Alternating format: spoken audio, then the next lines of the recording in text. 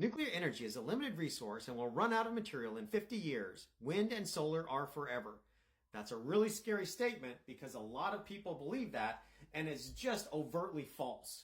Now, why would I say that? There are actual studies out there that make that same argument. And how is that argument so objectively false when there are studies that say that? Let's look at the three assumptions. There are three assumptions you have to make in order to make that statement that we'll run out of uranium.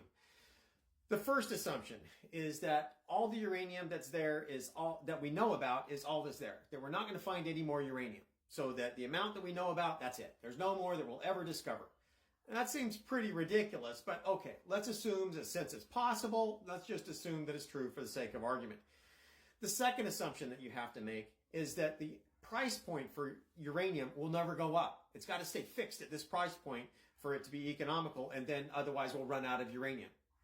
Oh my goodness, how crazy is that? That because you have to have a fixed price point for an energy source, the price can never go up or you run out. I mean, that's like saying once the price of tin goes above a certain level, you can never use it anymore because the price went up above some price point. It's just crazy to say that. It'd be lovely if that was true for oil, right? It can never go above some price point. But the point is that that's a ridiculous assumption. And yet it's made in order to make that conclusion that we'll run out of uranium. The most egregious assumption that you have to make in order to have that claim that we'll run out of uranium is that we'll never have better technology, so that we can only use the technology that we have on the resources that we know at that fixed price point. Wow, just wow. Here is a recent journal paper that shows that using modern technology, we can passively, environmentally friendly, remove uranium from seawater. Why is that crazy? Natural runoff from the rivers off of the mountains dumps about 9 times the electrical energy needs of the United States into the ocean every year. I know, that sounds renewable to me. Plate tectonics, it's continually replacing that uranium, is dumping into the ocean every year. 9 times our electrical energy needs dumping into the ocean, plating out on the ocean bottom, and then just being recycled through plate tectonics.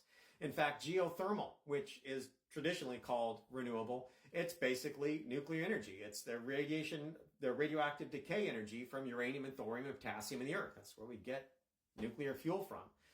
And to say that solar and wind are forever, okay, yeah, for all intents and purposes, I guess that's true, right? The sun will go red giant in 5 billion years. That's kind of forever. Only half of the uranium will be gone by then. Uranium has a half-life of 4.5 billion years.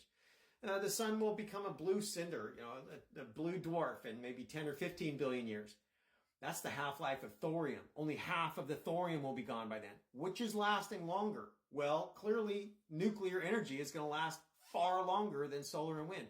And even if you still want to hold on to that concept that only solar and wind are renewable, think about this.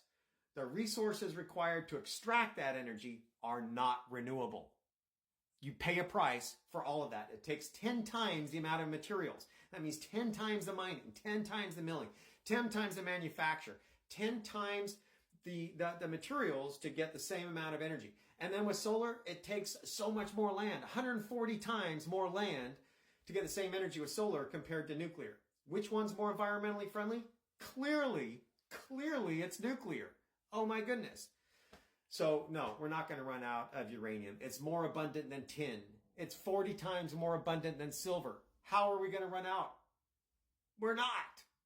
We need to quit listening to those assumptions to make that conclusion that we're going to run out of uranium. Sorry, that one, I guess, got under my skin. Sorry for getting upset. I hope you enjoyed the video. Have a good day. Bye.